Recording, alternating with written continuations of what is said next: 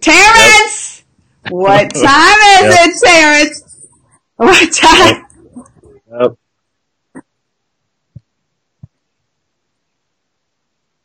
There you go. There you go.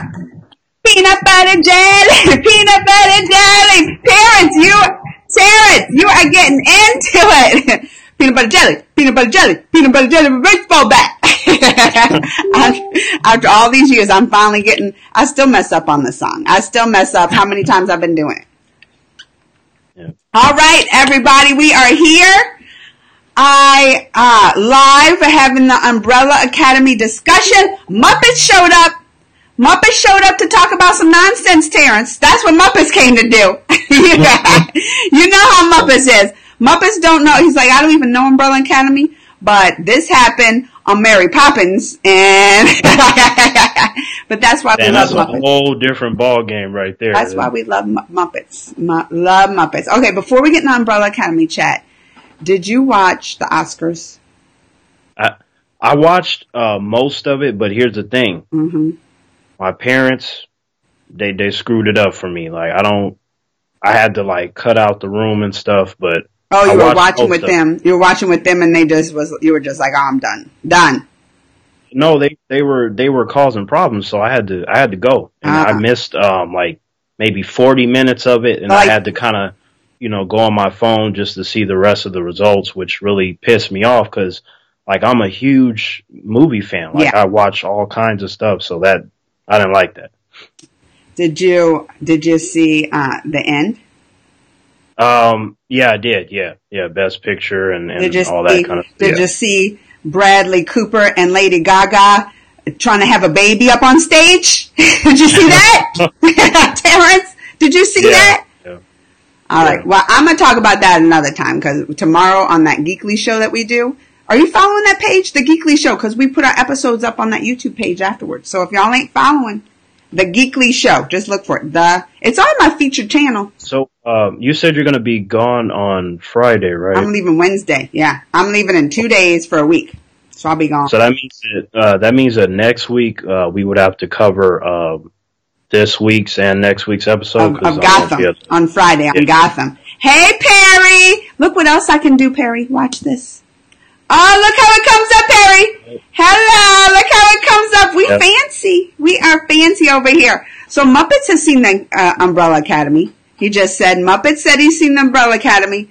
Perry, have you seen it? Because I had to have an extra chat, right? We had to schedule this extra chat on Mondays just because I wanted to talk to Terrance about the Umbrella Academy and get his thoughts on some things. I've been obsessed with it.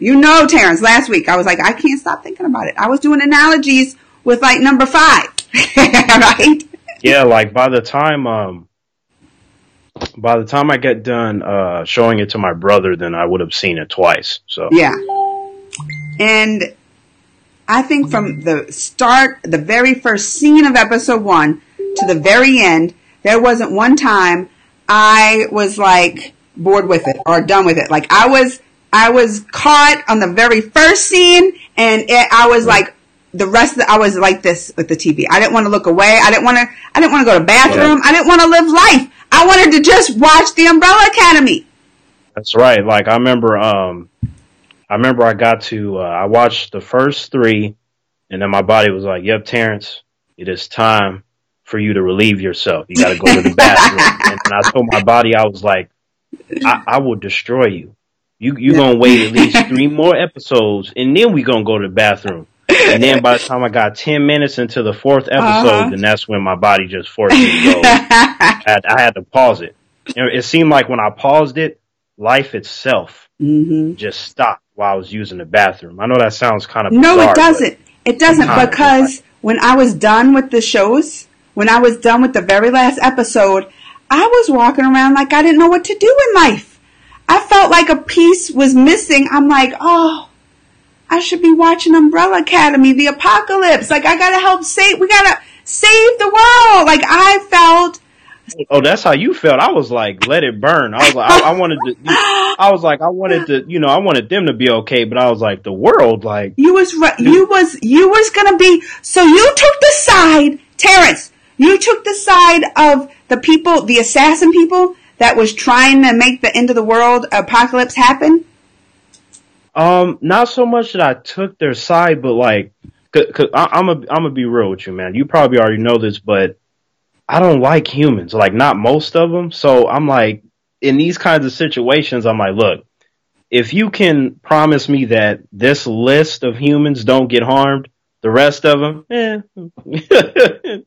See, I like people. You have to look in the good at the good in people, Terrance. That's what you have to think. I know, like even then, they might not think the world is gonna, like, apocalypse is happening. Got to start fresh. No, I think I look at the good in the world, Terrance. You got to look at the good and the positive. Well, but you're part of the good and the positive. See, like I'd be like, see, you would be on the list. You'd be fine, yeah. Oh, okay. So there's a list. Well, I'll do that. But in Umbrella Academy, it was no list. It was like the end. Everything is gone. The only thing that made it was that, which I don't know how everything's gone, and then half a mannequin survives. Number one.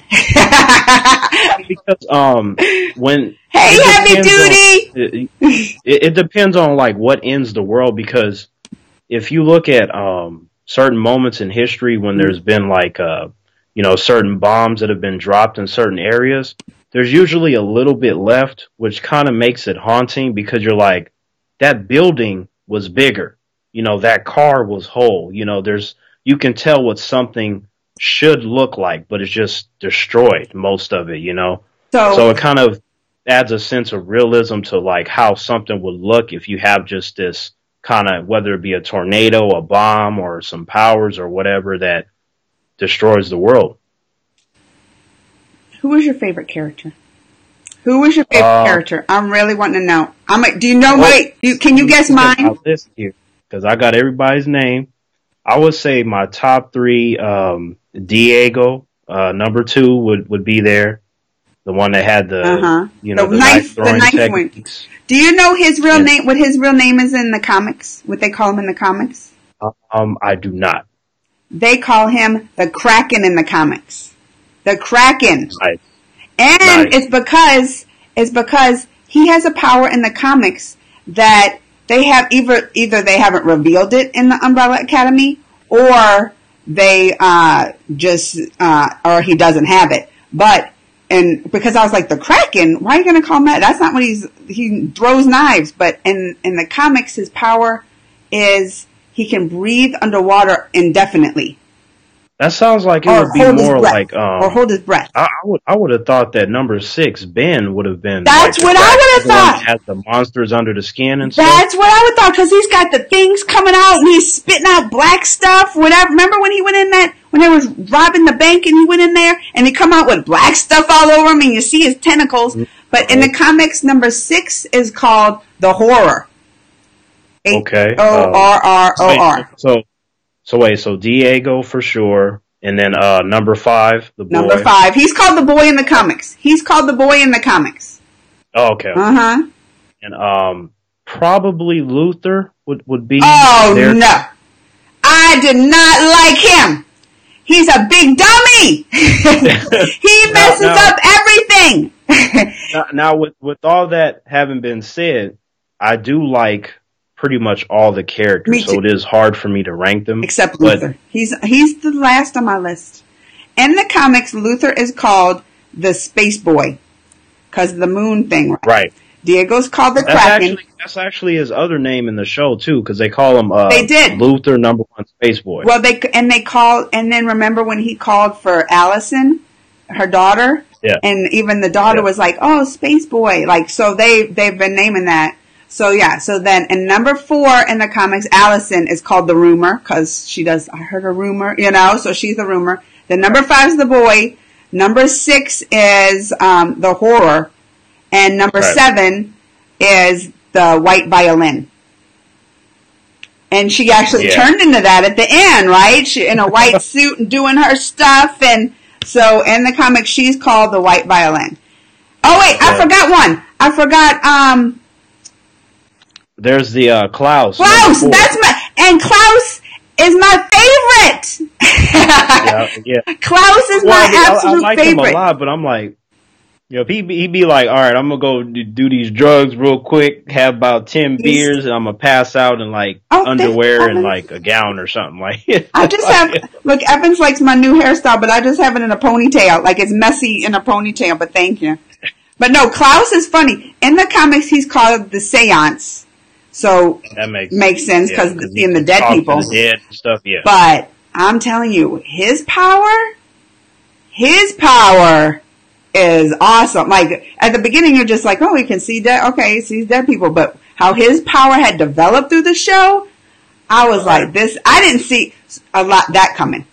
I'm going to tell you. And then also, remember, like, when you get to maybe about 2 episodes or so in, you start seeing that he's interacting with Ben even more instead of him just kind of sitting by him. That is one thing is, and I can, like, in this show, the most awesome thing about it is that I felt things were very predictable. Like, from the beginning, I was like, number 7, I was like, oh, she got a power, and it's so powerful, they have to, like, suppress it, whatever drug she's taking. Like, I called that, right? There was a lot of things I called, but that's the thing, and as a testament to the show, that is that it's so predictable, but still so cool, and so awesome, and such a great show. When you can predict what's going to happen, but the journey to that is just amazing. That tells you a lot about how good a show is. And then, like, if you think about it though, like if you have experience with comic book material in general, more often than not, we can normally see where it's going to go. Yeah. With the occasional, like, there's a surprise or something like that at the end. But like you said, it's all about the journey, like how they have it play out. Like, are you entertained the whole way? Because while you may be able to predict certain things, you won't necessarily know everything, and then that's where the interest will come in if they do the material the right way. And that's what I was going to say about Klaus's power. I didn't see that one coming. Like, you saw it when he started, like, Ben was able to, like, push him. Remember, he was, like, fighting with himself, don't do the drugs, don't do it, and Ben pushed him. So when I saw that, I was like, oh, they developing something there. Like, I saw, but I was shocked there because I was not guessing that his power was more than what it is. So who are your top 3 characters? Klaus is my number 1. And you know who my number 2 and number 3 is? Cha-Cha and Hazel! Cha-Cha and Hazel!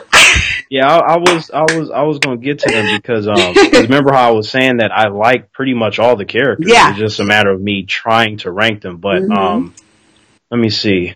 Go over to the list here because, you know, you got Mary J. Blige as Cha-Cha. Oh! Like, I recognized her right away. I'm like, is that Mary J. Blige? Did you? I did. Terrance, this is so bad. I did not.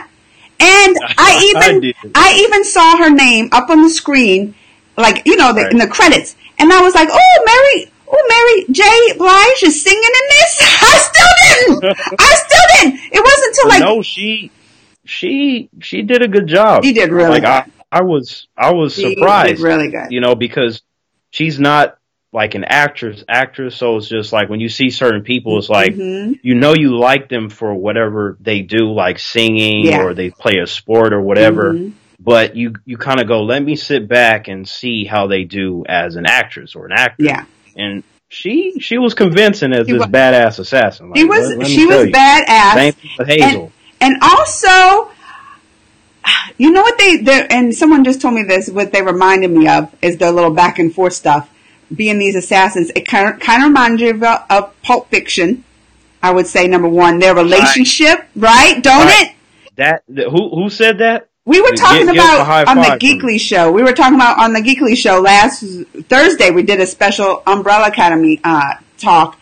But somebody, it wasn't me, maybe in the comments, somebody said it reminded them their relationship like Pulp Fiction because they would be like eating a hamburger, a quarter pounder, and then killing people. Oh yeah, and then talking and that is good. Like, now here's the thing though. I feel like the one major difference between the two is that with John Travolta's character and Samuel Jackson's character in Pulp Fiction, they really had a strong relationship. You could have the deep feeling. I feel like with Cha-Cha and Hazel, they had something, but if you notice how it was falling apart at the end, But it's not really as strong as they were trying to imply, you know?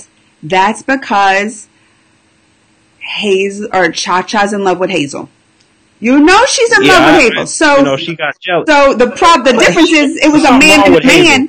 Look, Amanda, humans can do what they want. And look, for me, I don't know, like when a woman is really, really up there in age, I feel like number one, it just depends on how she looks. Cause like if you look at Jennifer Lopez, like she looks amazing. Like if she are you about to talk about Hazel's donut lady? She looked like she was like 100, about to pass up 130. I was like, that is like your great, great, great, super great ultra grandmother. How in the world, Hazel? And then I would really be mad at Cha-Cha because Cha-Cha's like, I look good and that's who he's going for? Oh no! You got Mary J. Blige. And you go with your great, great, super, ultra great grandmother. But Terrance, this is what it is. See, that's why Cha-Cha wanted to kill him. This is what it is, Terrance. It's because Hazel was done with this life. Hazel he saw her, and he didn't look at the looks or nothing like that. He saw her, and he was like, she's simple. It's the simple life. She goes and sits at lunch and looks at birds. That's what Hazel was in love with. He made the connection. He loved the connection, but also just the simple life that she has. And he wanted that. He's like, that's what I want. I'm done with this assassins and putting on these big balloon head animals and going to kill people. He's like, I just wish he would have, did it with somebody like 80 years younger, you know. But it don't matter. That's why, that was what makes you love Hazel even more. It's because he's not even caring about physical. It's here. It's like the emotional connection and what he wants. No, you're right. I'm like, look, Hazel, like I like you. You cool and everything, but something tells me that if you guys go into the bedroom, that she's gonna break her back, her hip, her leg. Everything is done. Like Hazel don't care about that. How long has he lived? How long? I mean. Number 5 was doing that stuff for how many years? Hazel's lived a long life. He's done with all that. He's did that. He just wants to go look at birds. That's all Hazel wants. He's gonna be looking at birds for a little bit, but eventually the steam and the passion is gonna rise up in the air, and the birds are gonna sense it too, and they're gonna start chirping, and then the clothes are gonna come off. That's how it's gonna happen. What did Perry say? Anti-Man and Terrance, do you when season 5 Gotham is coming out? Do we know when it is? It already started. Well, you probably mean on Netflix. It's going to be a while because it's still going. Okay. It's still going on TV and stuff. The Umbrella Academy is worth watching. That's true. I would say maybe a month or two after the season is done. Yeah, it'll probably go on Netflix. And it's going to be still a month or two till it. Right? How many episodes they have left? Oh, at least 4, 5, 6. Yeah, so it'll be like a month and a half before it's over. Yeah, so you still got a little while. But you can come to our chats. We do it every Friday. We talk about Gotham. So Hazel, back to Hazel. Yeah, I think those two are like my favorite. Just that connection there, the back and forth. I feel you on that, but. The way that they used that Run Boy Run music when number 5 was, he was like, what you mean I can't time travel? It was like, Run Boy Run. He was like, and then it just all the fire, and I was like, and then he was like, oh no, what'd I just do? Just the power wasn't working. You know what I thought of in that moment? Oh, what? I thought of the Flash. Oh. Because when the Flash, the main lesson that they always tell the speedsters is you do not mess with time. I don't care what you're doing. You don't play around. You don't mess with an item or talk to somebody you're not supposed to, because you could get stuck there, or you can just mess up everybody's life and future. And the Flash show has done a great job with showing what happens when you just want to have fun, or if you get too emotional and you want to change something. So I remember after I saw that part, I paused it, and I was just like, damn, like, that's That's not good. That's the stuff they warned the speedsters could happen, and then the world is just no. Now Yeah. see, at So least it's funny. number 5, Yeah. he doesn't have to worry about something called a time wraith. Like the speedsters, like when they do this time traveling stuff, there's a time wraith that'll come and snatch your ass up, Amanda, and you're done. They're like the police force of time traveling. They're like, oh, did you just come from 1925 and you supposed to be in what's happening? Like, it's funny though how you bring up the connection that this show has with other shows. Like first, well, I brought up like Pulp Fiction. I see a little bit of Pulp Fiction there and the characters. How you bring up number 5, The Flash, and then it was even brought up on our show. My friend that we do the show with, Amir, she even said, she even saw. Do you remember that show Heroes? Oh, absolutely. Yes. So she was like, I even saw a little aspect of Heroes in there. And I was like, totally, when like they freeze time and like, you know, I really like when they froze time and like when number 5 wouldn't move that little bullet and stuff, I totally see where the connection with Heroes. I saw most of Heroes, and then it was like a little bit, and then I remember they brought it back, Heroes Reborn, yeah, and I watched it wasn't all of as that. good. It wasn't as good. I liked it. I was happy Heroes was back, but I didn't like it as much as the first. When they brought it back, I was like, it's not as good. But I was happy because I loved Heroes. That first season of Heroes is precious. That's why. But remember, that was on back when there wasn't 20,000 movies and shows about comic book heroes and stuff, because you only had 2. True. You had Heroes, and you only had one based on a comic book, which was called Smallville. That's all you had. Smallville been around forever. Smallville started when I was in school. Yeah, that's been around forever. Because I didn't realize it was my boy at first, because it was like it got to season 4, and I was in a car one day, and I saw the billboard, and I was like, "Why does that seem like it's Smallville from Soup?"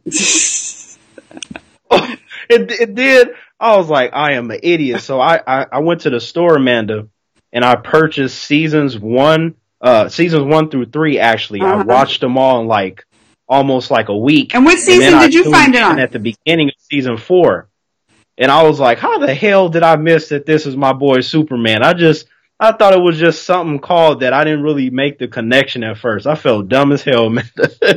Heroes was so good. I remember, what did he say? I remember the promo on TV, Viva la Vida. Coldplay. But I wanted to bring up one thing. It's up there when he was, is that it? Yeah. The white violin's your favorite character? Because since we're talking about things that we see from other shows, Flash, Pulp Fiction, I even see the white violin having a Marvel connection, right? With the Phoenix, Well, let me think, because with hers, she's awesome. I actually didn't think about the Phoenix, but I could sort of see why you said that. But with her, it was more of with that. What's her name? Jean Grey. Jean Grey. Is that what you call it? You know I'm bad with names. Oh yeah, they ruined the Phoenix. Ugh, to me, but just from the comics, like that whole storyline, it reminds you of that. Cha-Cha is. Yeah, that's fair. But X-Men: The Last Stand, while I found it entertaining, I don't like that. I remember in the theater, I made everybody laugh because I said it out loud because I was irritated. I was like, why does this seem like Jean Grey on her period? This is not the Phoenix. And then like everybody just started laughing, and I was like, I wasn't trying to be funny. I was just like, she seems like she's having emotional problems. I'm like, this is not the Phoenix. What is this? I do the same stuff. I went and saw and I know I talk loud and I say stuff and people be like looking, but I went and saw yesterday. Was it yesterday? Yeah, Sunday. I went and saw Alita. I went and saw Alita. I'm gonna do a review on it. Oh, that's my movie right there. But the whole time I catch myself because I'm like yelling at the screen. I'm like, no.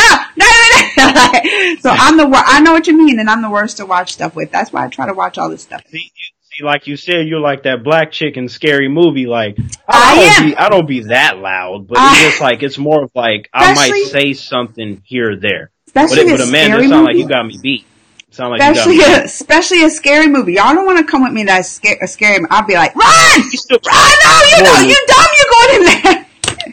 Hey, Amanda, we still got to watch those horror movies. No! No! I don't like them, and I will yell, and I will scream. No! Okay, so how would you... Okay, what would you do if I starred in a horror movie? You would have to watch it to make sure I don't die, yeah? I'll watch it. I'll be like, tell me what minutes you're on. I'll put those minutes on. the first hour. No, you ain't on the whole time. You ain't telling me that. All right. Okay, well, if I'm the main star, I'll be fine. But if I'm like a side character, I'll be dead because I'm black. They like to kill my people in those movies for some reason. You'll be the first to go. Yeah, and nobody's gonna live. They ain't gonna live. They never do. So I don't even watch it. They all die. And one person lives and it's like the dumbest person. No, why you get me on this? No, we're talking about Umbrella Academy. Let's get back on that. How do you feel about Sir Reginald? You know, the one that adopted all the kids. So what is up with this ending? Because they bring it back on that last episode, and he's with his dying wife, and they got rockets going off, like taking off over there. So, and then I guess he time travels, right? Because he kind of time traveled, like maybe back or something, and right, and then that's when he gets those like. Because remember, he comes in that. So I'm thinking he travels back in the time, right? Because there's like rockets taking off. It's like 2020 out there, 2020 Odyssey or whatever. Well, I guess 2020 is next year. Never mind. Keep it 2020 is next year. 2600. How about that? Did you like his character, Sir Reginald, or how'd you feel about him? I was indifferent. Like I didn't dislike him. You know, like I thought. I didn't get close to him, you know?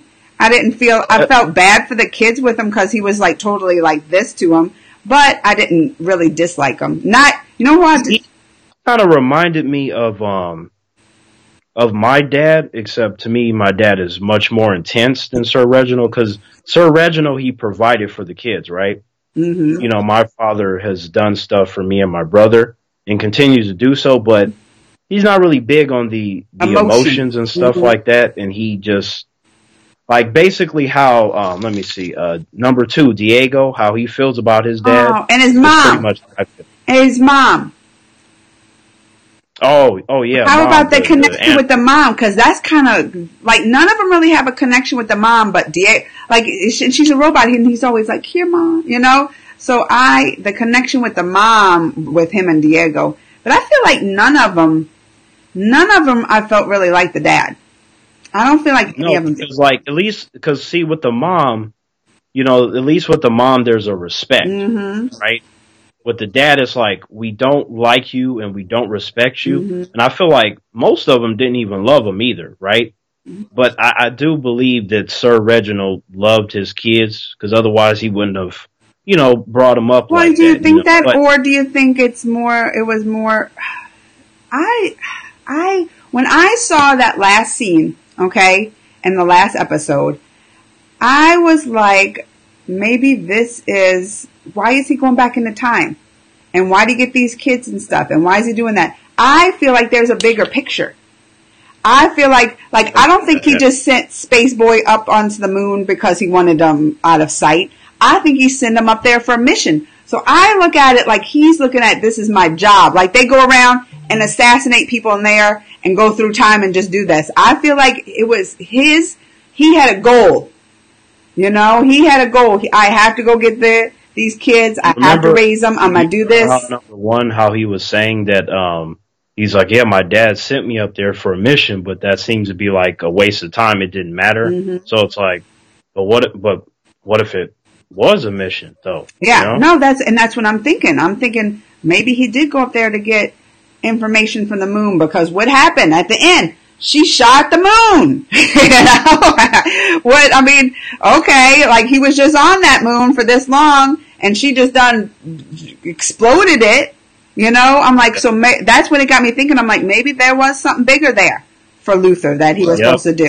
See, with Vanya, I was like, it's either like at first I couldn't really settle on one thing. I was like, okay, either she has power, or she doesn't have anything with her per se, but she helps someone that does. But either way, she's going to play a part in something. So I was just like, could go either way. What's going to be? Vanya, you don't just play your violins. I know there's something else. Oh, I know it. I knew it. So wait, Edit Name says the only thing that bothered him about the show was the bad CGI. What bad CGI? What? Did you see Pogo? Did you see Pogo? He is all CGI. Speaking of Pogo, I like Pogo. You like Pogo? Mm-hmm. Pogo was my least favorite, probably because I felt like he had more of the dad role with the kids. Like he was there more emotionally for the kids. Like, you know, like the dad wasn't. He's the top assistant for Sir Reginald. Yeah, but I felt like he did a disservice, like, cause he kept all the secrets. So I was like, well, I mean, but that was out of respect though for Sir Reginald. Like, okay, like say if I were to, well, I mean, like you and me were friends and all that. So say you brought me around your kids and your family and all that, and then you wanted me to not tell them certain things.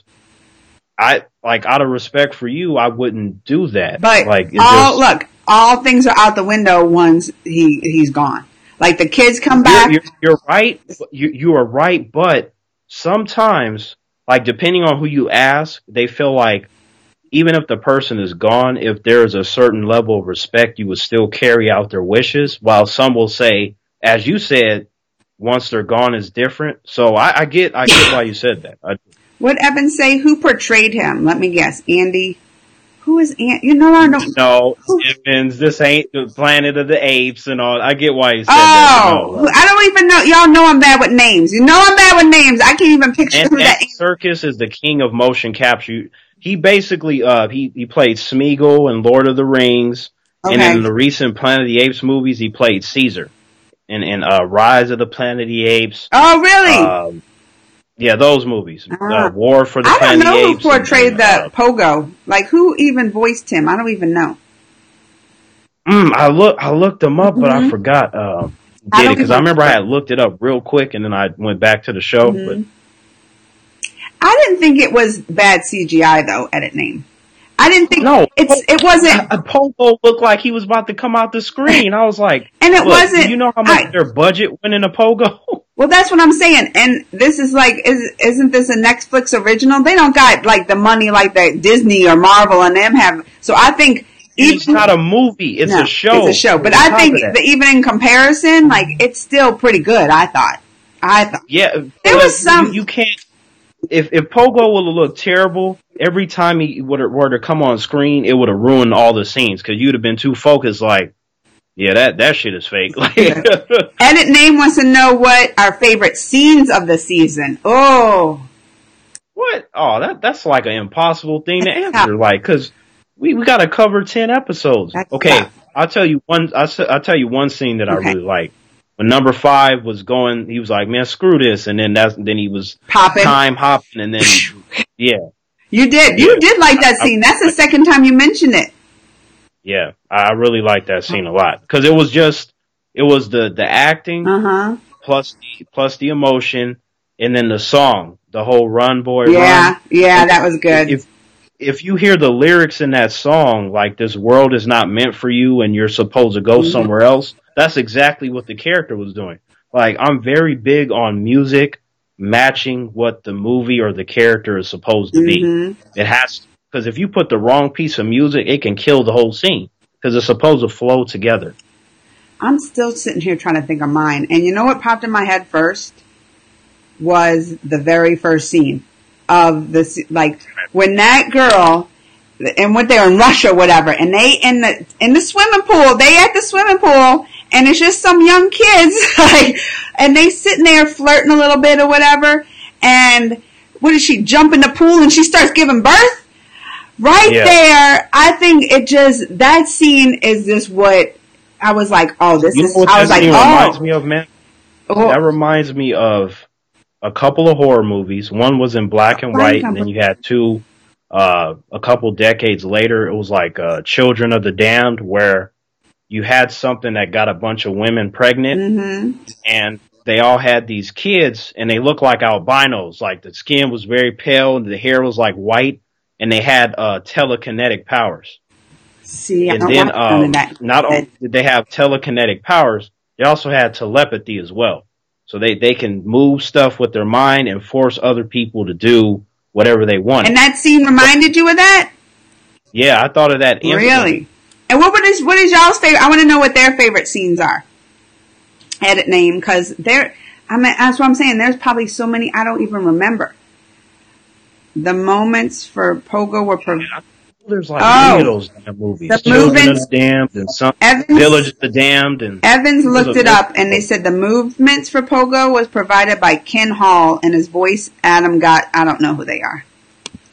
I recognize faces. The names are not ringing a bell, but if I see what they look like, then I'll probably know if I've seen them before. What did Perry say? Are the greatest? Perry!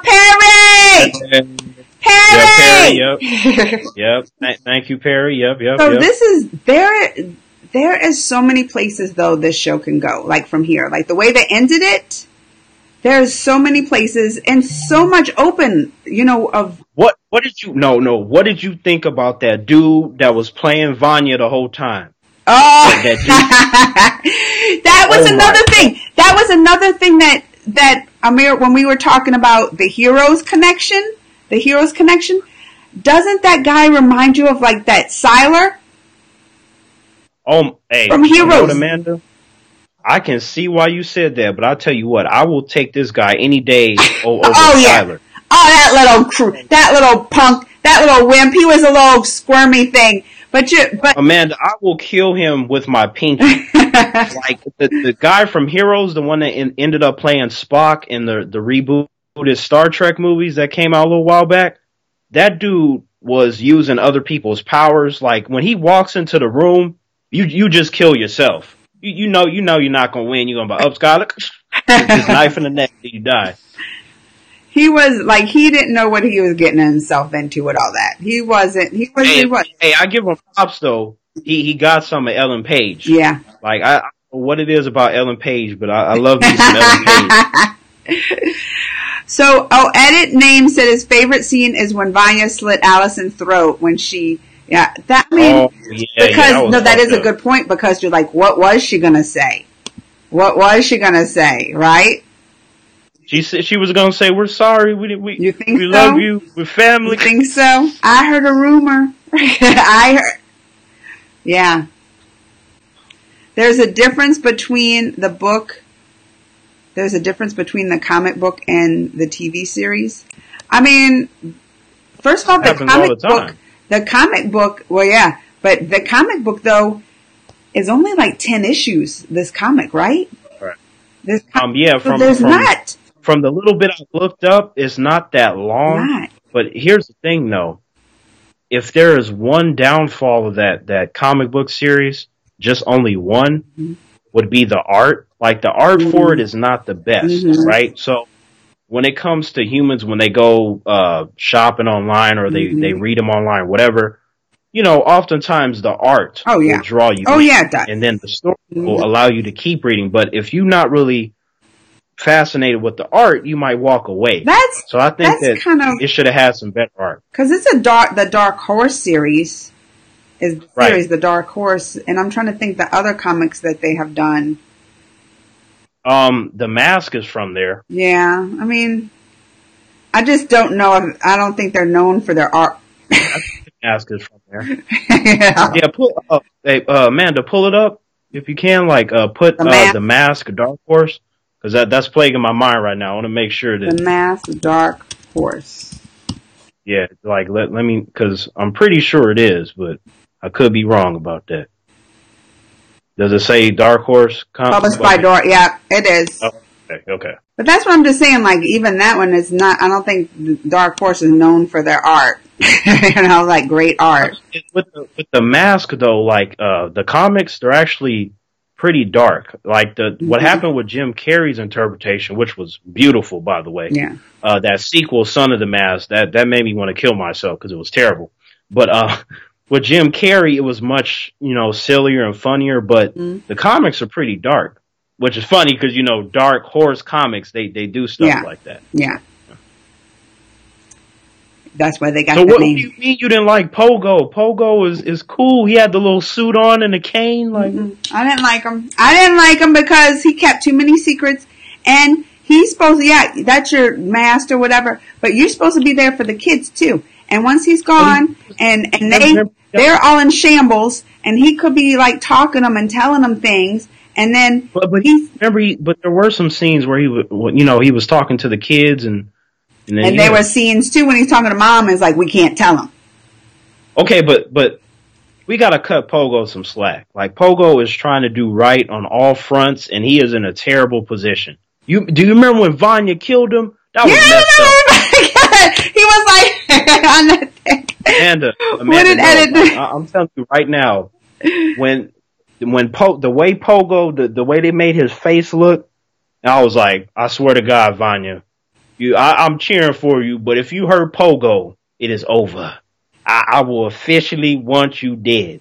And then she killed Pogo, and then after that, I was like, no, Vanya, you gotta go. You can't be snapping up Pogo. Look, Edit name. You got me off track now, Edit. Do you guys know if the want to see section of Rotten Tomatoes affects the audience score when the movie officially comes out? Because Captain Marvel want to see section. You have two categories. You have. I don't think it affects it. Yeah. And then you have the audience. The audience. But what is the want to see section? You would notice that the critics and audience always have two different scores. What is the want to know section though? What is that under? Is that want to see? Like because before a movie comes out, there will be a section called Want to See. But does audience or critics affect that one? No, audience. It's only audience. So it's the one if it's low, then that means that the interest is low. There's only going to be so many people that watch it immediately, is what that means. But after the movie comes out, you will have the critics score, and then you have the audience score of like rating the actual movie. So. Right, because look, my thing is turning red and I'm about to lose some power. I want to go out talking real quick about where we think the series is going to go from here. Where do we think? Because they're definitely filming a season 2. But you see though, like how when, Allison, when she came in, when Vanya was playing the violin and then she smiled at her. And then everybody else showed up. And then the big dumb Luther Doof comes in, get her! And then that's what happens. They made a mistake. They only should have sent the Allison in. They should have kept that big, cause he done already snapped her neck and stuff. Just like, like he done already did all, like, had her and put her in that isolation booth. He should have been kept out. That's on them. That was dumb. His fault. That's why I don't like him. But I'm just saying the ending. When Luther is so charming though. He has that charm. Like when he no, I'm trying to defend him, Amanda. He's dumb. But I'm just saying the scene, like they grab her after she done blown up the moon and it's coming there and the apocalypse is coming, and they grab their hands and they start going in and out, and you don't know where do you think it's going? Because if they renew it, because I checked, they haven't renewed it yet.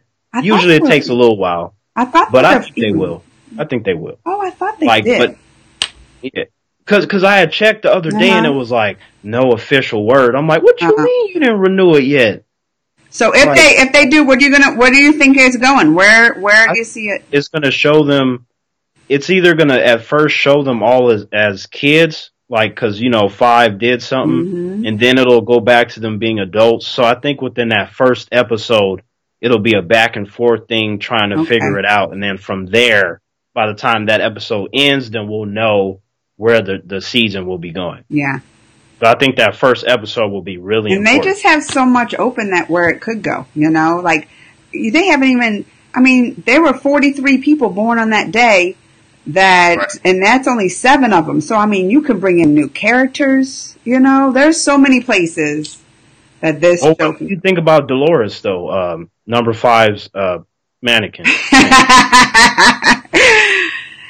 Yeah, she was real cool. Like, I like her personality. She was just quiet. She didn't say nothing. That was your favorite. I'm surprised you didn't put that on your favorite. I'm surprised.